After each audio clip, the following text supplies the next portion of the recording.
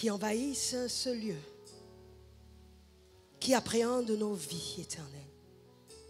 Parce que ça doit sortir. Le monde attend notre sortie. Les jeunes attendent la sortie d'Extra. Le ciel et la terre attendent leur sortie, leur révélation, leur manifestation. Ce soir, je mets à leurs pieds les réacteurs de la sortie. Tels des fusées, quelle que soit la force de la pesanteur, des pesanteurs mystico, diaboliques, qui veulent les contraindre à la bassesse, aux choses d'en bas, aux choses terrestres, aux choses petites. Seigneur, je mets les réacteurs du Saint-Esprit, du feu dévorant. Je mets le feu aux poudres afin qu'il soit catapulté par une force inarrêtable. La force des réacteurs du Saint-Esprit. La force des réacteurs de l'onction. De la même façon que tu m'as catapulté, Seigneur, au milieu de la jeunesse depuis ma tendre enfance. Que tu m'as catapulté, Éternel mon Dieu, dans les nations. Je dis, je les catapulte dans leur destin. Je les catapulte sur le champ de leur règne. Je les catapulte dans les nations. Ils sont Christ révélé aux nations. Alors les portes des nations s'ouvrent à eux maintenant, afin qu'ils sortent et se déploient aussi loin que tu les envoies. Que les portes des administrations fermées soient ouvertes. Des business fermés s'ouvrent à eux. Des royaumes, Seigneur, des lieux d'influence s'ouvrent à eux. Parce que c'est à cela que tu nous as appelés. Tu fais d'eux des élites. Et eux-mêmes forment d'autres élites. Qu'il en soit ainsi et pas autrement. Au nom de Jésus. Donne-moi un amen qui attire l'attention du ciel.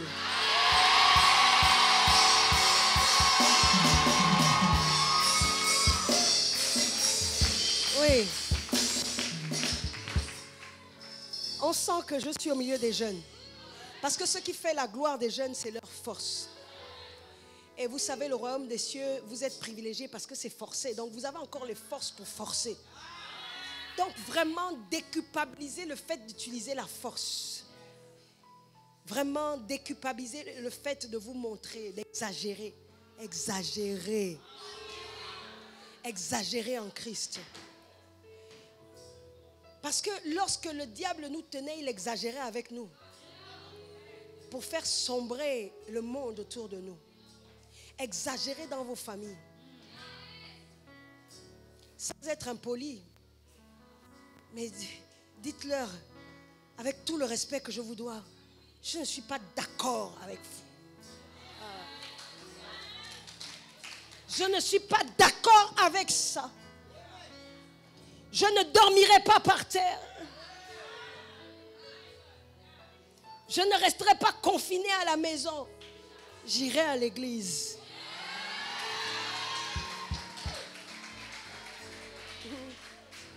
On exagère. On exagère. Parce que le diable n'a pas pitié de nous lorsqu'il nous persécute. Nous aussi, on exagère. Quand les gens des cercles là viennent vous importuner, ils exagèrent. On vous demande de vous baisser pour ramasser les clés. Ça, c'est l'exagération. Aussi, même au restaurant, on parle en langue. On exagère. Il y a un moment, trop, c'est trop.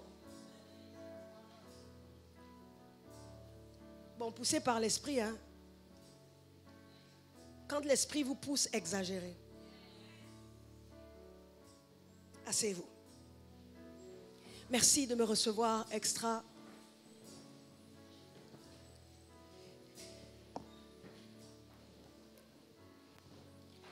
Je vais essayer avec toutes les forces de ma jeunesse de vous donner le meilleur. Ouvrons nos Bibles dans Lamentation 3, verset 27. Je vais le lire rapidement. Le thème de mon message cet après-midi est futuristique. Car je connais les projets que j'ai formés sur toi, dit l'Éternel Dieu. Des projets de paix et non de malheur, afin de vous donner un avenir et de l'espérance. En d'autres termes, afin de vous donner un futur. Dis à ton voisin, je suis futuristique. Ouais. Vous devez vous inscrire dans cette logique. Merci. Vous pouvez prendre place. Mais soyez prompts à revenir dès que l'Esprit va nous y pousser. Il est bon pour l'homme, je lis la parole de Dieu. Tenons-nous debout, nous allons la lire ensemble. Parce que je veux utiliser vos poumons pour que ça aille loin dans les airs. Parce qu'il y a quelqu'un qui a récupéré les cieux du Gabon, là, par les ondes. On entend n'importe quoi, à la radio, à la télé, mais nous allons reposséder les ondes par nos voix. Amen. Nous allons reposséder notre espace parce que c'est à nous. Le ciel gabonais est à nous. Amen. Donc, je veux utiliser vos voix avec toute la force qui est la vôtre pour que ça aille loin. Et aussi loin que vos voix iront, Dieu ira. Et Dieu agira. Alléluia. Donc, on va lire ça avec beaucoup de force.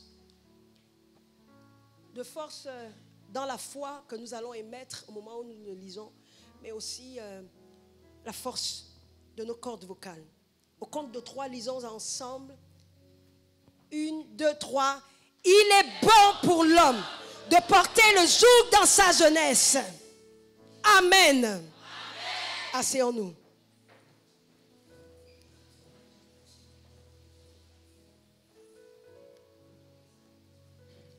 Il est bon pour l'homme de porter le joug dans sa jeunesse. On parle d'une période dans la vie d'un être humain. Ça veut dire qu'il y a des choses qui sont bonnes lorsqu'elles correspondent à un moment de notre vie. Mais à un autre moment, elles ne sont plus bonnes. Lorsqu'on a passé ce moment, lorsqu'on a passé cette saison, lorsqu'on a passé ce temps, ce n'est plus bon. Donc j'aimerais que vous ayez conscience que dans tout ce que Dieu fait, il le fait dans le contexte du temps. Et je prie que Dieu vous donne de comprendre les temps. Les fils d'Isaac comprenaient les temps. Dieu est hors du temps. Il est éternel. Ça veut dire qu'on ne sait pas quand il a commencé, quand ça a commencé à son sujet et quand ça va terminer. Il est hors du temps. Mais lui, il nous a placés dans le contexte du temps. Nous avons une horloge biologique. Et vous savez, tout ce que Dieu fait procède de l'invisible, procède d'en haut et se manifeste dans le visible. Donc tout ce qui est visible n'a pas été fait de choses visibles. Qu'est-ce que ça veut dire? Ça veut dire que tout ce qui est visible a son correspondant dans l'invisible. Si tu vois quelque chose manifeste de tes yeux physiques, c'est que cette chose a d'abord existé dans l'invisible avant de se manifester dans le visible. C'est pour ça que tu dois observer aussi ton horloge biologique. Parce qu'il parle de jeunesse. Ça veut dire que quand tu commences à perdre ta jeunesse, tu dois savoir qu'il y a des choses que tu dois vite faire avant de perdre cette jeunesse. Parce que si tu ne le fais pas, ça va devenir difficile. Écoutez, quand on n'entend pas Dieu clairement, quand on n'a pas une direction claire, où on ne sait pas reconnaître la voix de Dieu, discerner la volonté de Dieu, on n'a pas eu une vision claire, un ange ne nous est pas apparu pour nous annoncer le message de Dieu comme à Marie. L'apôtre Paul dit qu'une façon de discerner la volonté de Dieu, c'est de pouvoir distinguer ce qui est bon, agréable et parfait. Amen. Donc, il y a des choses qui ne sont pas bonnes. Quand ce n'est plus bon, c'est que ce n'est plus de Dieu. Parce que tout ce que Dieu a fait est bon. Et Dieu fait toutes choses bonnes et belles en son temps. Quand c'est le temps de Dieu, c'est beau. c'est merveilleux. C'est même agréable. Et c'est parfait. Donc, c'est important, quand on est jeune, de ne pas se dire, je suis jeune, donc j'ai le temps. Non. Le temps du jeûne, c'est le temps de Dieu. Quand je parle de jeûne, je ne parle pas du jeûne et de la prière. Mais je parle de votre jeunesse.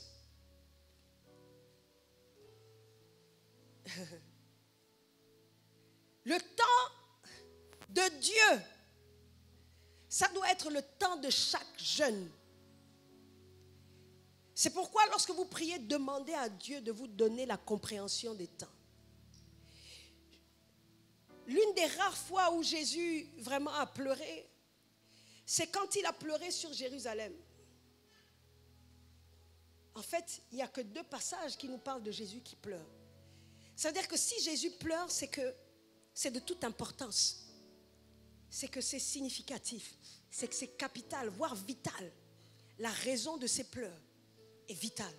La Bible dit qu'il a pleuré sur Jérusalem. Il dit, Jérusalem, Jérusalem, qui tue les prophètes et qui lapide ceux qui te sont envoyés. Combien de fois ai-je voulu rassembler tes enfants sous mes ailes, mais vous ne l'avez point voulu.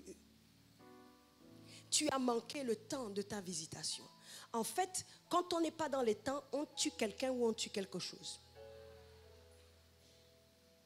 Tu vas tuer même ce que Dieu t'a donné. Tu vas tuer même les relations qui te sont précieuses et indispensables pour accomplir ton destin. Tu vas tuer des opportunités, en fait, par tes propres mains, parce que tu n'as pas la sagesse des temps. La sagesse, ça bâtit. Mais quelqu'un qui manque de sagesse, vous allez voir, c'est quelqu'un qui n'arrive à rien construire et à rien maintenir. La personne est en relation, ça termine toujours mal. La personne rentre en mariage, ça termine toujours mal. Divorce. La personne entreprend quelque chose à des amis, ça termine toujours mal. Même sur son propre corps, la personne commence bien. Elle est fidèle au Seigneur et puis un jour, passez-moi l'expression, ça pète. Un boulon saute. Tu te dis, mais qu'est-ce qui s'est passé? Parce qu'il n'y a pas la sagesse et la compréhension des temps. Mardoché a dit à Esther, qui était une jeune fille, il lui a dit, écoute, c'est pour un temps comme celui-ci que tu es parvenu à la royauté. Ne crois pas que si tu ne fais pas dans ce temps ce que tu dois faire, ton peuple mourra et que toi tu resteras en vie. En fait, quand on ne fait pas ce qu'on doit faire dans le temps où on doit le faire, on tue des gens, on tue des destins et on se tue soi-même. Donc, arrêtez d'être des assassins de vos bénédictions. Arrêtez d'être des assassins des autres. Ne te dis pas, j'ai le temps. Et puis tu commences à procrastiner. L'une des indications de ce que tu dois faire, c'est ton horloge biologique. Est-ce que vous savez que les scientifiques ont démontré que... Bon, vous le savez, je ne vous apprends rien en fait. Même en ce qui concerne le mariage, après 27 ans, c'est pas bon.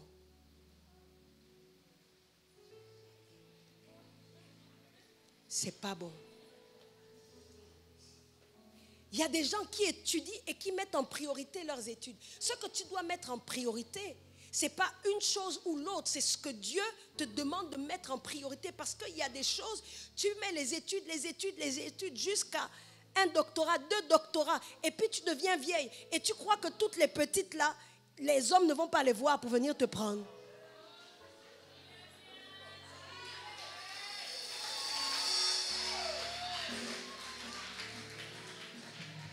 La concurrence est rude.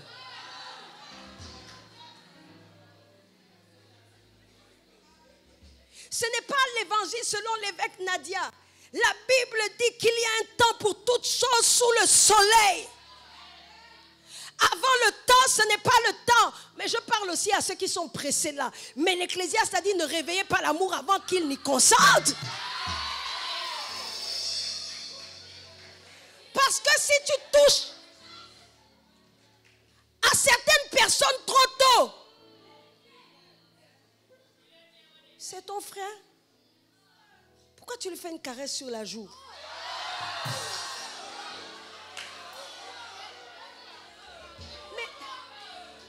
en train de réveiller des sens qui ne doivent pas se réveiller avant qu'ils ne deviennent matures. C'est-à-dire que le frère, c'est encore un enfant.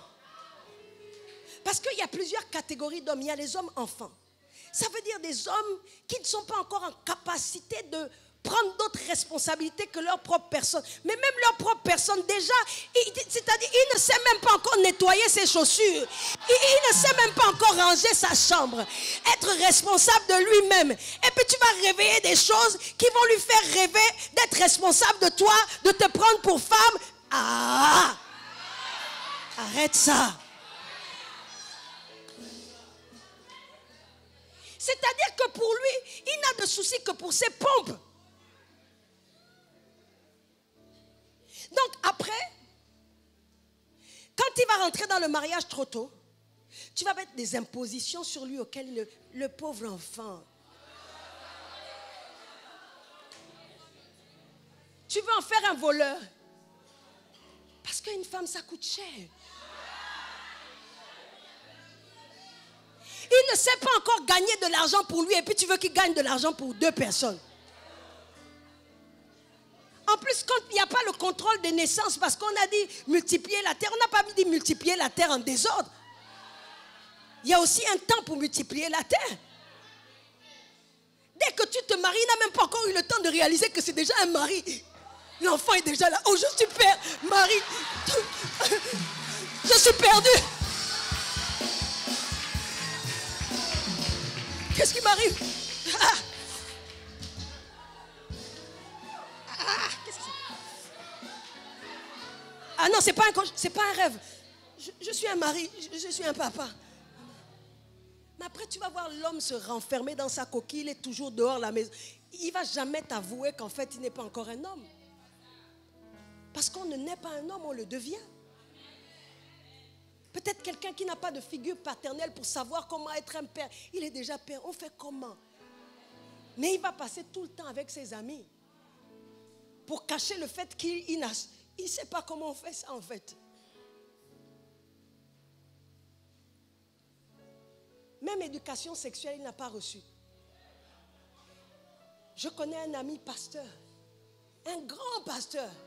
Il était pasteur sur une église de plus d'1 millier à Abidjan. Un jour, il m'a dit, je te dis la vérité, en fait, je passe beaucoup de temps dans ma chambre de prière parce qu'en fait, je ne sais même pas comment les enfants là sont venus. C'est venu au hasard.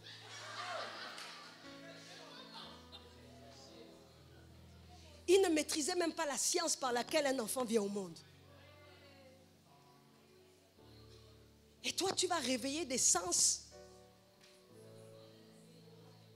qu'il ne faut pas réveiller avant le temps. Mais tu vas être en déphasage, en inadéquation avec ta réalité, avec ton monde. Tu vas être perdu, confus.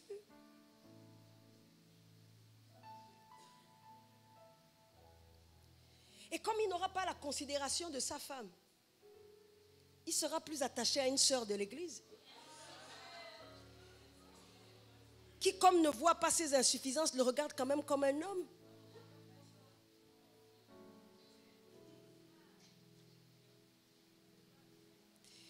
Il va plus lui parler à elle qu'à toi. Tu n'auras pas son cœur. Tu seras comme la femme samaritaine. La Bible dit, Jésus lui a dit que oui, je sais, tu avais des hommes, mais tu n'as pas pu les garder. Même celui qui est avec toi, il est dans ta maison, mais ce n'est pas ton mari. Tu vas être avec quelqu'un que tu ne contrôles pas, que tu ne gères pas. Tu n'en connais pas les secrets, tu n'en connais pas le quotidien. Quand il vient, tu veux lui parler, tu veux parler de tout et de rien. Il n'a pas envie de te parler. Et je suis fatiguée, toujours fatiguée. Ah. Toujours fatiguée. Et puis tu te retrouves dans un mariage où tu es prisonnier, prisonnière. Comme tu es chrétien, là, il faut sauver les apparences. Surtout si en plus, tu es un responsable, tu deviens pasteur, ministre de Dieu. L'onction n'enseigne pas ça. Hein? Il faut suivre les lois. Pas seulement les prophéties. Les prophéties ne donnent pas ça. C'est bien la puissance, les miracles, les prophéties. Mais Jésus a dit, celui qui m'aime garde mes lois. Et si quelqu'un, en fait, garde, il portera du fruit. Ce n'est pas l'onction qui te fait porter le fruit que tu dois manger au quotidien, qui doit te permettre d'avoir une vie inspirée et prospère. Donc, une vie VIP, inspirée et prospère. Vie inspirée et prospère. Comment le jeune homme conduira-t-il ses pas? C'est en marchant d'après ta parole. C'est ça qui doit être ton inspiration. C'est clair. Il n'est pas bon de porter certains fardeaux dans sa jeunesse. Dans la jeunesse, on doit apprendre à être éduqué par ses parents. L'éducation se fait là. À quel moment tu vas faire? Pas quand tu vas rentrer en mariage. Parce que si tu n'as pas su être éduqué dans la maison de tes parents, tu seras mal élevé et éduqué dans la maison de tes beaux-parents et de ton mari.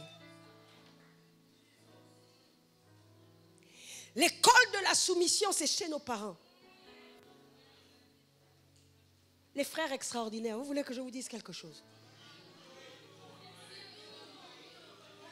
Pour la choisir, voyez comment elle se comporte avec ses parents.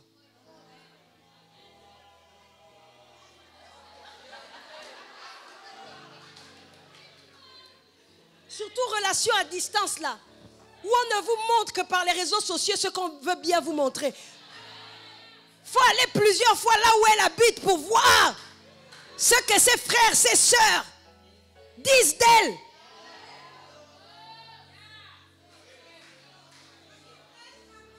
Ce que sa mère dit d'elle. Ça ment pas. Tu arrives par surprise et puis la maman est en train de dire, oh mais toi la paresseuse, depuis le matin tu dors, mais réveille-toi un peu.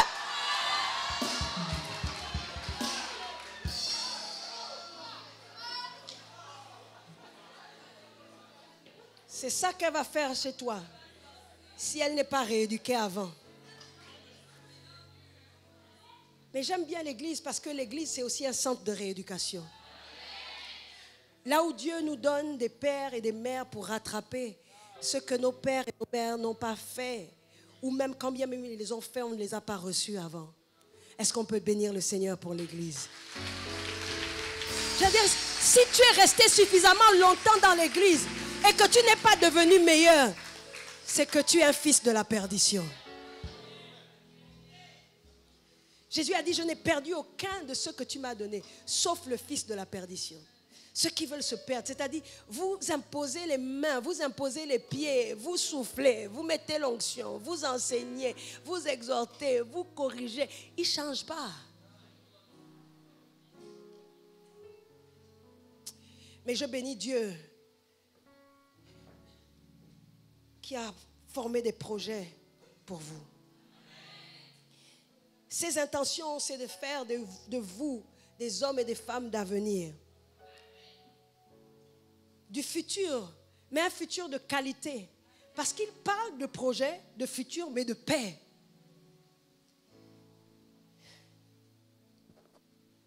Alors, tout ce que j'ai dit là même avant, ce n'était pas dans mon message. Ah, il y a quelqu'un qui en avait besoin. Bénis Dieu.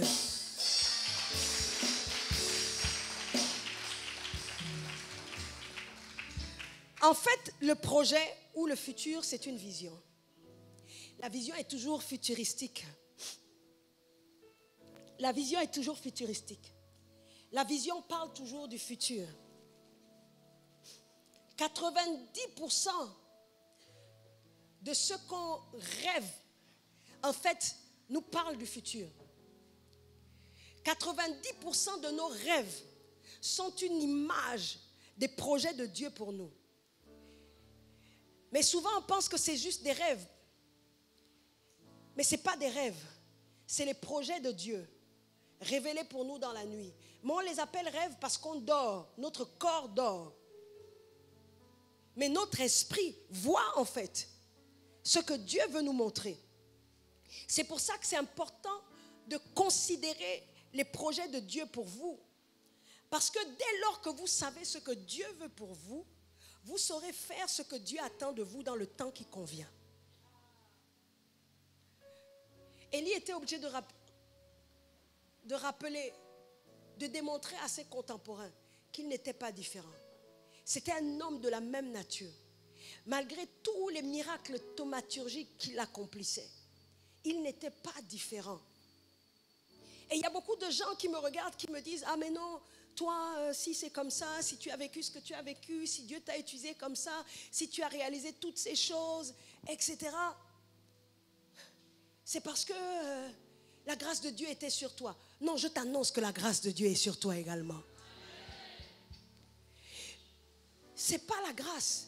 La grâce est une matière volatile en fait. Invisible. Mais la grâce prend le format du contenant dans lequel vous le mettez. C'est comme le parfum. Le parfum peut sentir bon, être un parfum de grand prix. Mais vous ne saurez en bénéficier si ce n'est pas dans un contenant. Donc la grâce doit avoir un contenant. Et la grâce prend la forme du contenant. La grâce prend la teinte du contenant. C'est pour ça que je vous exhorte à être des vases purs. Parce que plus le vase est pur, plus la grâce sera pure. Elle ne souffrira d'aucun défaut en fait. C'est pour ça qu'il y a des moments, la Bible dit la grâce est trompeuse. Parce que, vous voyez, il y a des dimensions dans la grâce. Et c'est l'état de notre cœur et de ce qu'on fait pour Dieu qui augmente la dimension de la grâce. Parce qu'il y a des mesures de grâce. La Bible dit que certaines mesures ont été données aux uns et aux autres. Mais Dieu nous donne la possibilité d'augmenter cette mesure de la même façon qu'on peut augmenter notre foi. Amen. Est-ce qu'on est ensemble? Donc, en fait, c'est important de connaître très tôt le projet de Dieu. Et ce qui m'a aidé à faire les bons choix, ce n'est pas parce que j'avais plus de grâce que d'autres personnes. Mais c'est parce que j'ai su très tôt ce que Dieu attendait de moi. Je me suis, dans les premières semaines de ma conversion, alors qu'on se galvanisait, parce que, vous savez, il faut être entouré par les bonnes personnes qui vous poussent dans la bonne direction. Ce n'est pas moi qui l'a poussé, je vous promets.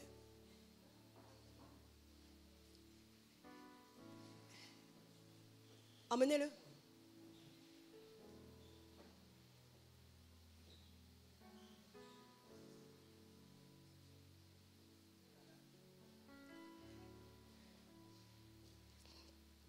Il y a un médecin, viens.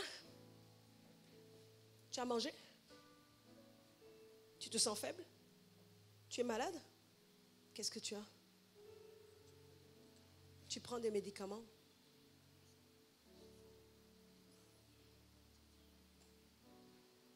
Ok, et de quoi tu souffres? Tu fais la sinusite? Ok, prions. Éternel Dieu, tu as permis que ça se produise sous mes yeux, tu ne fais rien pour rien.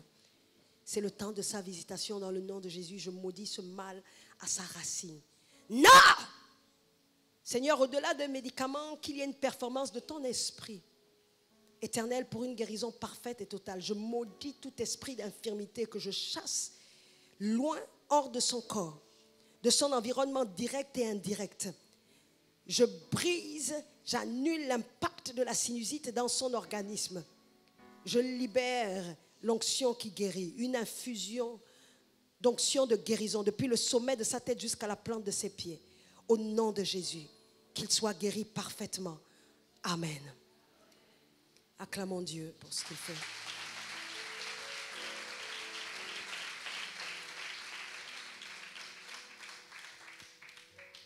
En fait, nos conversations tournaient toujours autour de Christ, de ce que Dieu va faire, de ce à quoi on aspirait. Et tout le monde cherchait à savoir, et l'expression qu'on utilisait à l'époque à Béthanie, c'est « quel est mon don ?» Mais ça signifiait aussi, en fait, à quoi Dieu m'a appelé, quelle est la raison de mon existence, quel est mon ministère, quel est mon couloir, en fait. Et moi, je me suis dit, non, je ne veux pas faire un pas de plus, une minute de plus dans la vie, sans savoir ce à quoi Dieu m'a appelé. J'avais lu un livre de Kenneth Hagin, où il avait pris une chaise. Il a mis la chaise devant lui il a mis sa chaise en face. Et il a invité Dieu. Il avait invité Dieu à s'asseoir. J'ai répété l'expérience et Dieu lui était apparu. J'ai dit, hey, toi tu ne fais exception de personne. Parce que si tu ne fais pas pour moi ce que tu as fait à Kenneth Hagin, c'est que soit tu fais la combine, soit tu es mauvais. En fait, tu es mauvais. Donc, je suis rentrée 3 jours dans le jeûne. J'ai dit, je ne sors pas de ma chambre tant que tu ne viens pas t'asseoir. Premier jour passe. Rien, je prie, je prie. Vous savez, le genre de prière, vous avez l'impression que vous parlez seul. Que ce n'est pas la prière, ce n'est pas le dialogue, mais c'est un monologue. Deuxième jour. Troisième jour, je ne sors pas. C'est vrai que j'ai dit que ça va sortir, mais moi, j'avais dit, je ne sors pas.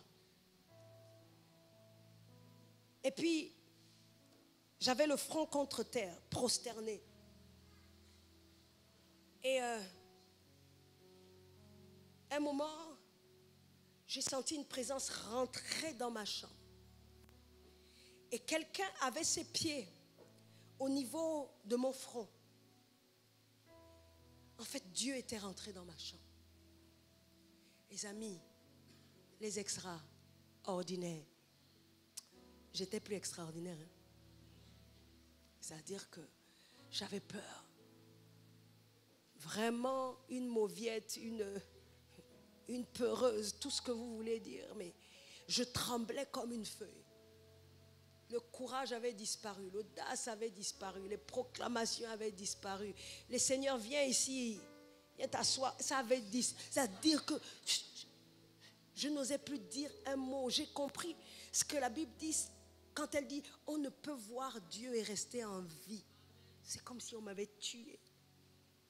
J'étais immobilisée, tétanisée. My God. Et vous savez, dans le monde de l'esprit, les pensées ont la même résonance que les paroles. Et il y a un dialogue qui s'est installé en fait. Je veux dire même pas un dialogue, c'était un monologue parce que c'est moi qui parlais à Dieu. Et quand je dis les pieds, c'est pas que Dieu soit un homme, mais on prête à Dieu, on appelle ça l'anthropomorphisme, ok? Des membres humains pour éclairer notre compréhension. On dit la main de Dieu, c'est pas que Dieu a une main comme nous. Les pieds de Dieu. Et j'avais littéralement l'impression que les pieds de Dieu étaient à la hauteur de mon front en fait. Je n'osais plus décoller le front de la tête du sol. Et en fait, j'étais en train de dire à Dieu, c'est vrai que j'étais appelé, mais sors, papa, je ne veux pas. J'ai chassé Dieu. C'était insoutenable. C'était insupportable. J'ai dit, j'ai cru que Dieu était mon ami, je le convoque, allez, j'ai mis les chaises, viens t'asseoir là, à tel moment. Mais pour qui je me prenais, voyons? Et puis j'ai juste eu une visitation. Les amis, les visitations, c'est des dépôts célestes. Quand vous êtes visité, quelque chose se passe. Et sur le moment, c'était que la peur qui s'était accaparée de moi. Mais quelques jours après, j'ai eu un songe dans la nuit où je me suis vue en train de prêcher devant des foules. Mais Dieu m'a donné beaucoup plus que ce que je demandais. Non seulement j'ai vu ce à quoi j'étais appelée, c'est-à-dire être une prédicatrice, mais en plus j'ai vu quel genre d'homme auquel je me marierais. Parce que sur cette estrade, je n'étais pas seule. J'étais un peu en arrière et mon mari était devant. Il prêchait, il parlait à ces mêmes foules, à cette même foule. Et puis après, il est venu avec le micro et il me l'a passé. C'est comme s'il me passait le relais. Ensuite, moi, je suis rentrée en scène. Et puis lui, il s'est assis. Et puis c'était comme ça. J'ai compris que j'épouserais un homme de Dieu, un prédicateur, un homme des foules, un homme public. Et qu'on travaillerait ensemble, mais qu'on travaillerait aussi parfois séparément, avec des ministères bien distincts. Parfois c'est lui qui est en vue, parfois c'est moi. Mais c'est lui le premier, parce que c'était lui qui était d'abord le premier au devant de la scène. Et quand j'ai su ça, en fait, j'étais orientée vers le fait de devenir cette personne que j'avais vue. En fait, la vision de Dieu est un conseiller d'orientation. De sorte que vous n'avez même plus besoin d'aller voir les conseillers d'orientation dans vos établissements. Parce que vous connaissez la direction. Ça conditionne toute votre vie et vous permet de choisir aussi les personnes avec lesquelles vous marchez. De ne pas tergiverser. C'est vrai. Il a une Range Rover. Il gagne déjà 2 millions, jeune cadre. Mais si tu ne corresponds pas à ma vision, au futur que le Seigneur m'a révélé, je dis seulement, next. Pourquoi c'est difficile de choisir comme ça? Parce qu'on ne connaît pas les projets qu'il a formés pour nous. Je décrète et je déclare que Dieu ouvre les yeux afin que vous voyez ce qu'il y a à voir de façon à agir conformément à ce que vous avez vu dans les temps de Dieu.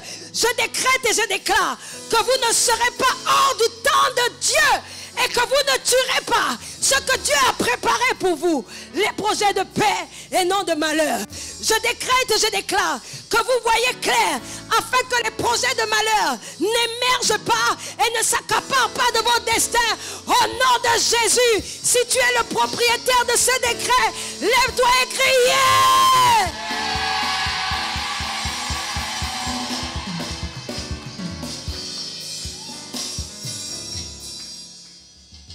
Asseyez-vous.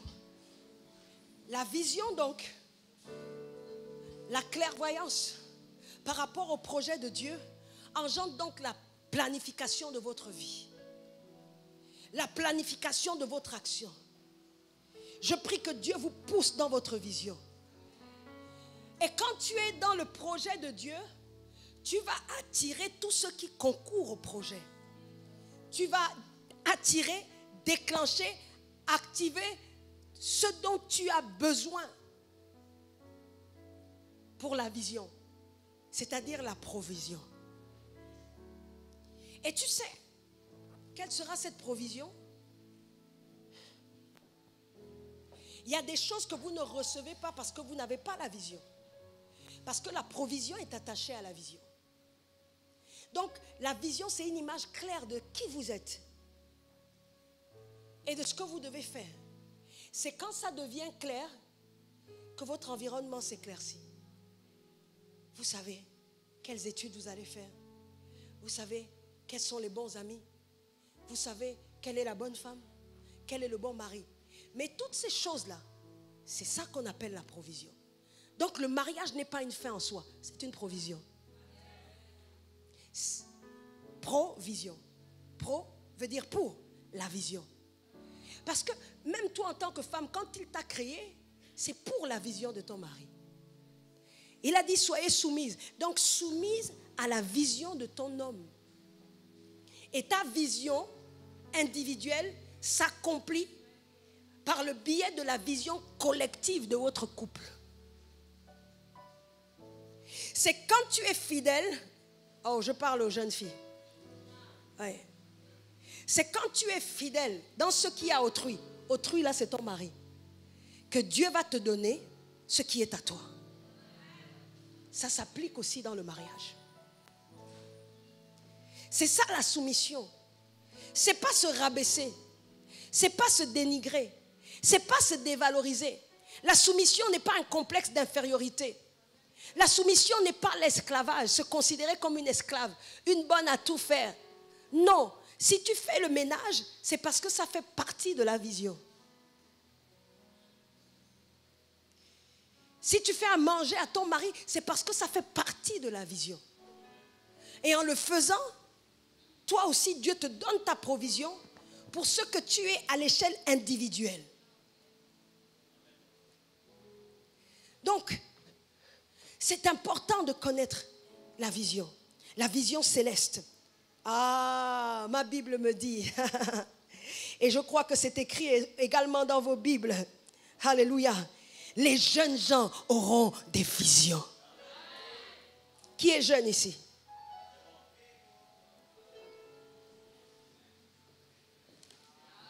Number one des jeunes. C'est moi.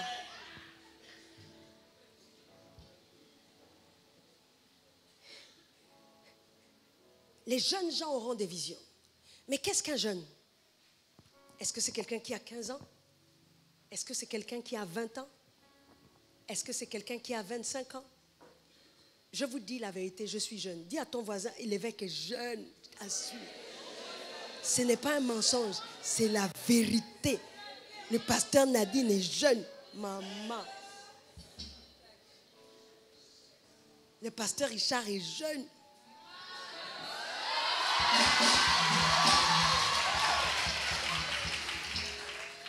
L'évêque Michel est jeune. Hey, big up mon fils.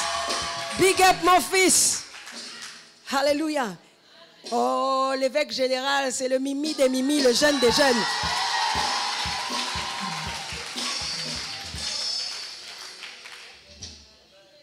En fait, le mot jeune là qu'il y a dans ce texte, c'est néos. C'est la traduction du grec néos. Et néos veut dire né récemment. Ah. Moi, je suis né récemment. Vous savez que Jésus est né 2 fois. Oh, j'ai pas le temps. J'ai même pas écrit le verset. Je l'ai pas en tête. Jésus est né 2 fois. Et vous savez, Nicodème, quand Jésus lui a dit que même si tu es vieux comme ça, si tu as la barbe, tu peux naître, tu peux renaître. Amen. En fait, un jeune, c'est quelqu'un qui naît récemment. Mais en fait, les naissances se produisent chaque fois qu'on a la révélation. Ça te fait naître dans une nouvelle vie. Et en fait, tu te réinventes. C'est pour ça que le christianisme, c'est un appel à devenir. On vient à lui tel que nous sommes pour devenir autre chose parce qu'en fait, on est 1 fois, 2 fois, 3 fois. Chaque fois qu'on a une nouvelle révélation, c'est une nouvelle personne qui naît.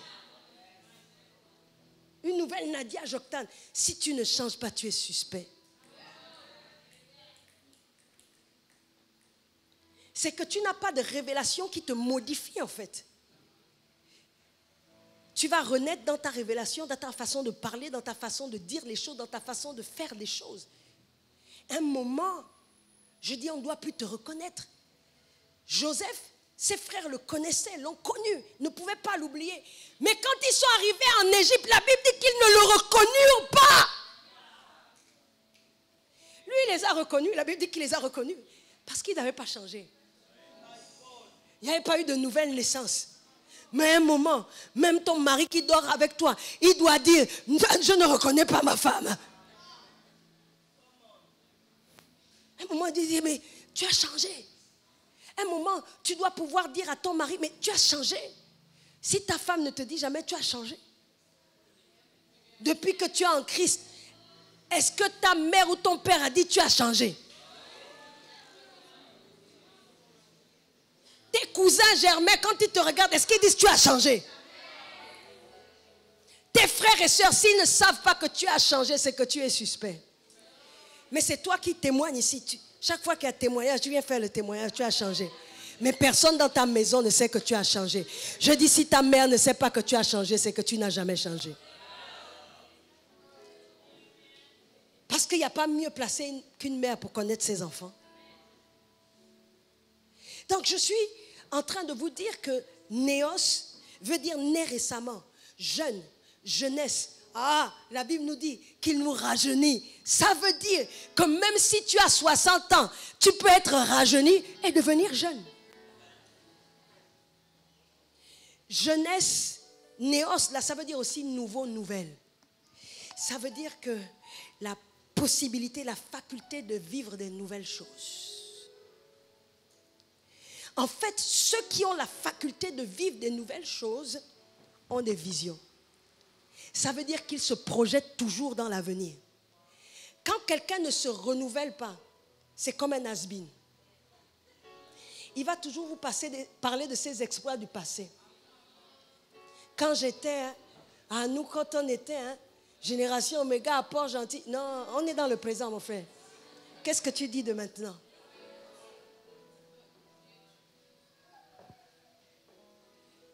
Dieu dit que je vais faire une chose nouvelle, ne le saurez-vous pas?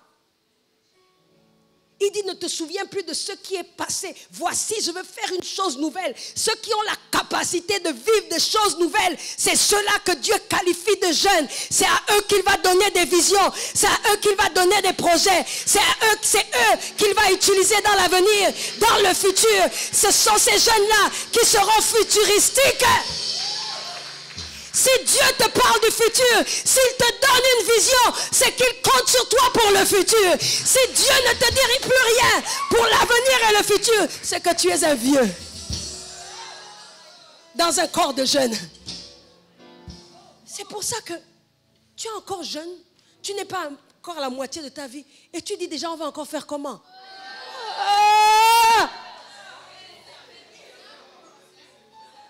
Donc tu n'as pas de vision pour voir qu'il y a des choses qu'on peut encore faire.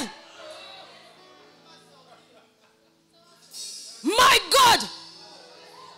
Tu marches comme quelqu'un qui a été déjà lessivé par la vie. Tu n'as que 15 ans. Tu n'as que 20 ans. On dirait que tu n'as plus rien à découvrir ou à voir.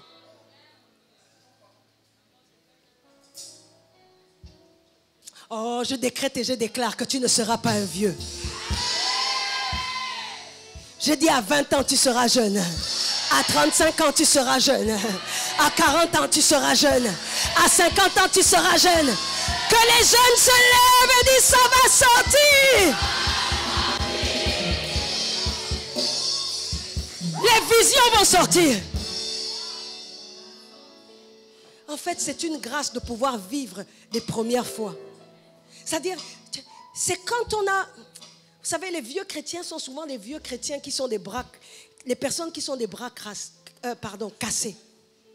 Parce que ils ont vécu tellement longtemps dans l'église, ils ont été les punching balls du diable, mais ils n'ont pas su s'entraîner pour faire aussi la boxe et rendre des coups, pour vaincre leur ennemi.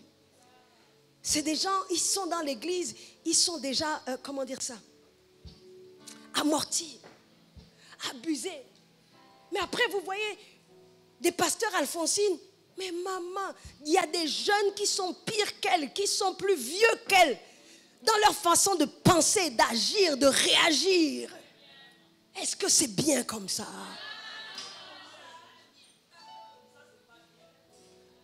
Non. Que le Saint-Esprit se pose sur vous et vous renouvelle. Dans le nom de Jésus. Il me reste combien de temps? C'est la fin? C'était la prière de fin. Dans le nom de Jésus-Christ de Nazareth, soyez des jeunes extras. Que l'onction fraîche coule toujours sur vos vies et vous donne de nouvelles visions. Et si on tue votre première vision, vos premiers projets, que Dieu vous donne comme Joseph d'avoir de nouvelles visions. Que Dieu vous donne de rêver encore parce qu'il est permis de rêver. Tant que tu rêves, c'est que tu as un avenir.